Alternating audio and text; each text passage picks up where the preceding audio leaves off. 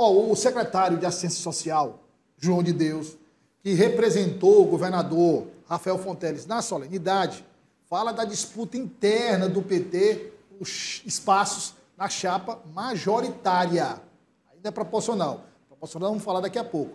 Ele conversou conosco sobre espaços na chapa majoritária. Acompanhe. Esse é o PT, né? O PT é bom porque não existe um dono. Todos que pertencem ao partido, todos que integram o partido, têm direito a se posicionar. E isso é bom, porque sempre o resultado sai melhor do que a escolha de uma cabeça só. Às vezes, uma escolha de uma liderança, ela prevalece, mas para isso precisa ser debatido, precisa ser discutido. Nosso governador Rafael Fonteles é motivo de orgulho do PT, assim como o nosso ministro Wellington Dias e tantas outras pessoas que constroem esse partido, que constroem a história para o Piauí. E sem dúvida nenhuma o PT não seria o PT se chegasse um nome, uma proposição de um determinado nome, ou 2, 3 ou 4 nomes, sem que o partido discuta isso no seu interior, inclusive ouvindo todas as opiniões. Então é assim que é o PT e acredito que isso é bom porque o fruto do resultado desse debate interno seguramente seria um fruto bem amadurecido e muito mais tranquilo, mais seguro para todo mundo, inclusive garantindo que todos possam se engajar aí no processo político que se avizinha. Bom, João Magalhães, existe essa disputa? Existe, no caso, estou falando da chapa. Porque, por exemplo, vamos lá, alguma dúvida, paira, por menor que seja, alguma dúvida relacionada à candidatura do governador Rafael Fonteles à reeleição? Nenhuma dúvida. Nenhuma. Então isso não é nem motivo de discussão. Passa para frente. Muito bem. A vaga de vice, que iniciou-se as conversações quando o governador disse, ó, a vaga de vice fica com o PT. Oficialmente, até então, nós temos isso. O governador não se pronunciou sobre nomes. O governador disse, ó, a vaga é do PT. Mas a gente sabe que o nome, a não ser que ocorra uma surpresa, um fato que possa mudar essa escolha, digamos, que já foi feita, mas não divulgada oficialmente, que é do secretário de Educação, Washington Bandeira. Fato. Há discussão, por exemplo, discussão sobre isso. O PT está discutindo vaga na chapa majoritária. O secretário não é do PT, Washington Bandeira? Douglas... Aí você tem essa questão aí da disputa, ao mesmo tempo aqueles recados da governadora Regina Souza. Como é que você vê esse contexto? A fala do secretário, né, João de Deus, se refere, de fato, a esse ambiente interno do Partido dos Trabalhadores, que é conhecido por muito debate, por muita discussão, e não poderia ser diferente agora quando o assunto é, naturalmente, a escolha de quem vai ocupar o cargo de vice na chapa governista do ano que vem. Claro, como você bem disse, o governador publicamente não anunciou nenhum nome. A única definição que a gente sabe que existe, de fato, é de que o cargo de vice vai ser de alguém filiado ao PT. Agora, nos bastidores, e é só acompanhar o cotidiano do governo do Estado, o cotidiano da política piauiense, para saber que o indicado, né, para ocupar esse espaço é, de fato, o secretário de Estado da Educação, o Washington Bandeira. Ele, inclusive, se movimenta nesse sentido. Mas o debate a qual João de Deus se refere é exatamente o fato de que, principalmente, a velha guarda do Partido dos Trabalhadores, que é muito acostumada àqueles embates internos, aquelas reuniões de horas e horas de discussões, ela entende, a velha guarda, esse grupo, até mesmo as instâncias partidárias, entende que o espaço de vice deve ser dedicado a alguém que foi escolhido após um amplo diálogo. Aqueles debates das plenárias, como a gente conhece tradicionalmente do Partido dos Trabalhadores. Acredito eu que ninguém tem dúvidas de que a vontade de Rafael Fonteles vai prevalecer.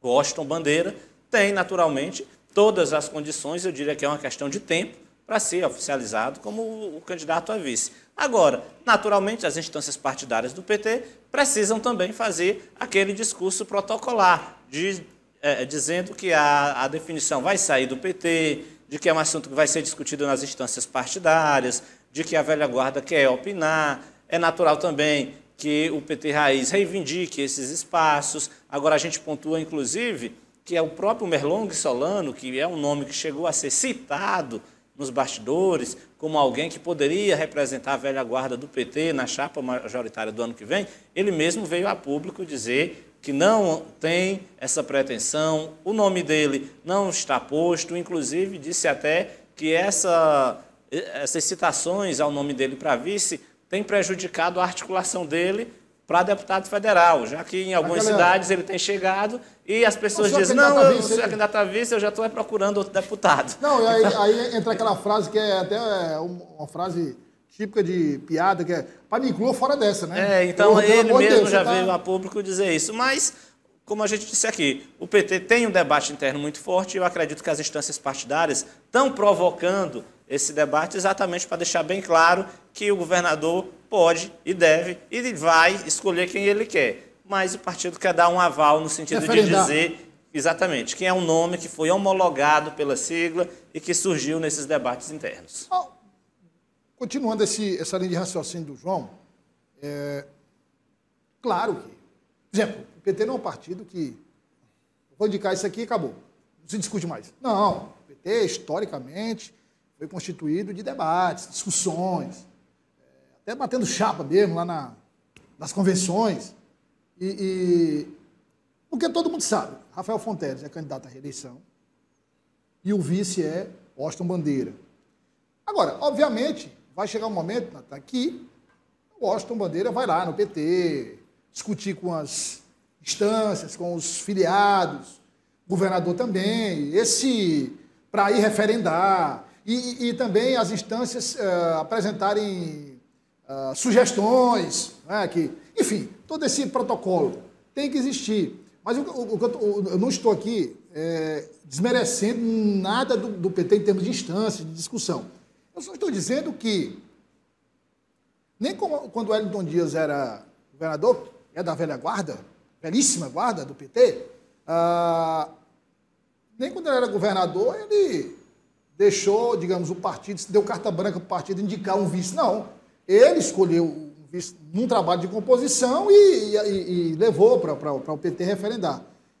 Então, assim, vai ter esse contato, vai. Mas que a chapa está decidida, tá, né, Natan? E aí o Partido dos Trabalhadores, enquanto instância partidária, né, também faz esse debate na tentativa de ampliar a sua participação dentro do processo, naturalmente buscar maiores espaços dentro do governo. Existe uma insatisfação aí que é pública de alas do PT com os espaços destinados a essa ala histórica, ao PT de fato, no governo Rafael Fonteles. O partido hoje tem indicações apenas na Secretaria de Assistência Social e Desenvolvimento Social e Combate à Fome, a antiga SASC, com João de Deus, e a Secretaria de Inclusão da Pessoa com Deficiência. São esses dois espaços, no primeiro escalão, que são de fato do PT.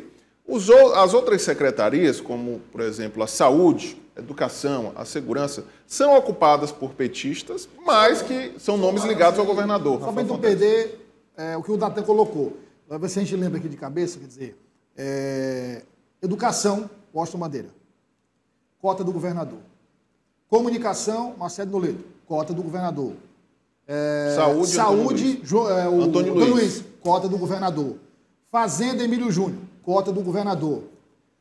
Planejamento, Washington Bonfim, cota do governador. Segurança, Chico Lucas. Segurança, Chico Lucas, cota do governador. Administração também é cota do governador. Administração é o Samuel Nascimento. Samuel Nascimento, cota do governador. Então são figuras filiadas ao PT. E aqui nós estamos falando de grandes secretarias. Mas que não são, de fato, central, indicações do partido. Então esse é um debate também que tem sido travado. Aí foram como nós dissemos, cotas pessoais do governador. São indicações técnicas, indicações da cota pessoal do governador, que apesar de serem nomes filiados ao partido, não contemplam o partido de forma estrutural. Então, aí como é que insere a governadora Regina Souza nessa questão? A governadora disse, a governadora na fala dela não foi, digamos, corporativista, no aspecto de cobrar espaço para a velha guarda. Mas ela disse, ó, a gente tem que fazer essa transição, tem que haver mesmo transição. Como é que a velha guarda recebeu essas falas? Regina Souza, Douglas, sabe como é que funciona o jogo do poder. Tá.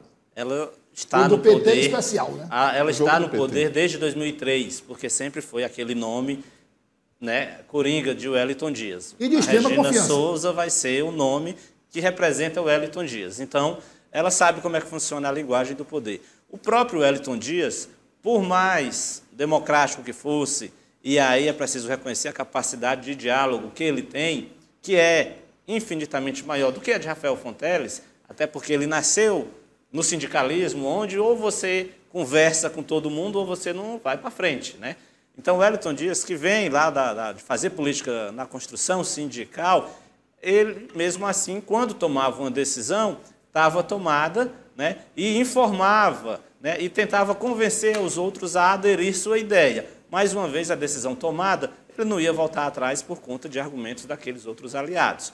Com Rafael Fonteles é a mesma coisa. A decisão está tomada, então ele vai bancar e ele tem, obviamente, estrutura política de poder para bancar essa decisão. É o estilo dele. Então, Regina Souza sabe que uma vez a decisão tomada por Rafael, ele não vai voltar atrás e o PT também não cabe ao partido procurar caçar uma confusão com o governador, né? Pelo contrário, é papel do partido buscar um diálogo, né? Até porque, à medida em que o partido abrace Washington Bandeira e todos esses nomes dessa nova geração do PT, o próprio partido está se fortalecendo, né? E aí a gente já citou aqui que essa discussão interna, né, esse debate interno do PT, ajuda o partido, né? Foram tantas crises que um outro partido talvez não se sobreviveria. Um aspecto aí, João, que você falou de da capacidade de diálogo e tal. Mas as pessoas comentam, os jornalistas comentam, mas assim, eu acho que não é lançada uma luz, digamos, com a intensidade que o fato merece. 2002, o ano de 2002, quando o Lula chegou à presidência da República pela primeira vez, ele tinha concorrido em 89, 94, 98, perdeu 3, e na quarta ele conseguiu a eleição.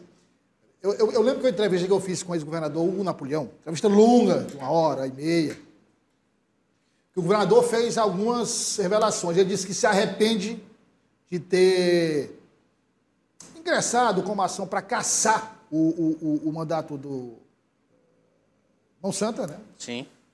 Ele avalia que o Monsanto estava extremamente desgastado, bastaria deixar o Monsanto terminar o mandato e ele estaria eleito ou caçou, mas ele não assumiria, deixaria o Felipe Mendes assumir, que era o vice, assumir o governo. E também ele disse o seguinte, em 2002, quando ainda tinha o Ibope, né? Hoje não tem mais Ibope, né? Mudou de nome, né? Quest agora, né? Não. A Quest tem um outro.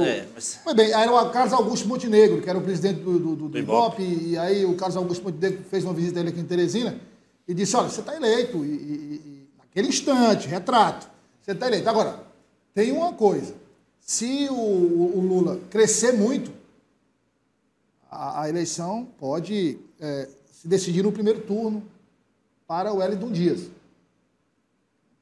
E aí, depois daquela visita, foi exatamente isso que ocorreu. O Lula teve um crescimento e carregou o Wellington Dias. O detalhe aí é que da convenção saiu Roberto John como candidato ao governo e o Wellington como candidato ao Senado. Depois se mudou o resultado da convenção. Foi uma virada de mesa. Sim, dentro do partido. Dentro do partido, o PT virou a mesa. Isso é natural. Agora, uma virada de mesa que deu resultado. Que deu certo. Porque eu imagino que se a chapa fica como estava, nem Roberto John, correu isso, nem Roberto John ser eleito, nem o Wellington Dias. E foi algo conjuntural, pelo que a gente observa e estuda. Vocês concordam? Eles podiam nem ser eleitos, nenhum nem outro. Foi uma leitura que foi bem realizada, não só por Wellington Dias, mas por aliados muito próximos daquele campo político, né? O próprio Marcelo Castro, já vi ele mesmo falando que naquele momento o MDB estava um pouco perdido, né? Porque Monsanto tinha sido cassado, se preparava para concorrer ao Senado, e aí começaram a identificar em Wellington Dias aquela liderança em ascensão, né, em ter uma capacidade de diálogo com boa parte do grupo político, ter uma aceitação popular, né, e aí, de fato, foi uma leitura muito acertada que fez com que esse grupo político migrasse todo para Wellington Dias. Agora, talvez não tivéssemos a história do PT como ela é hoje, né, no governo, há tantos anos, em 2002, o PT, com exceção ali do Martins e tal, mas, agora, nessa história toda, teve essa virada de mesa e essa ação, que foi uma decisão do STJ, né, ou foi do STF, do Santa Cassação, STJ? Acho que foi STF. STF, né? Essa cassação gerou 2 resultados eleitorais. O primeiro deles, eleição de Wellington Dias. E o segundo, eleição de Monsanto para o Senado. Foi uma coisa. E aí, nós temos 2002 o seguinte, quer dizer, lembrando que Firmino Filho foi o primeiro nome aventado para ser candidato a governador pela oposição. Firmino Filho era prefeito de Teresina, disse, não, vou ficar na prefeitura de Teresina. Depois foi Freitas Neto, foi cogitado também, que era senador, disse, não, vou concorrer ao Senado. E a conjuntura não era que tinha que ser alguém do PT, tinha que ser alguém da oposição, com o nome da oposição ali, que receberia o apoio de Wellington e todo mundo. Então a conjuntura era favorável ao Wellington por conta do Lula e os nomes aqui abriram espaço para ele chegar e, né? Então, assim, foi um negócio interessante, é o fato que depois merece a gente discutir, conversar até com os atores, né?